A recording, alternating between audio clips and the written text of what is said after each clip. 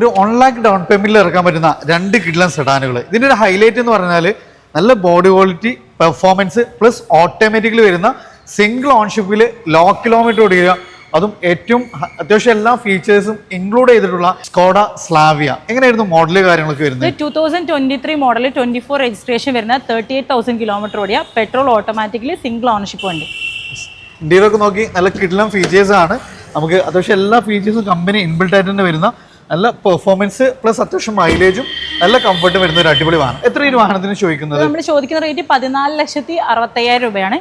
Next one വരുന്നത് 2022 മോഡലിൽ ഒരു ബർച്ചസ്, ബോക്സ് വാഗൻ തന്നെ ബർച്ചസ് ആണ്. 22 മോഡൽ ഹൈലൈൻ ആണ് ഓപ്ഷൻ വരുന്നത്. 38,000 കിലോമീറ്ററിനാണ് ഓടിയത്. Petrol automatically single ownership.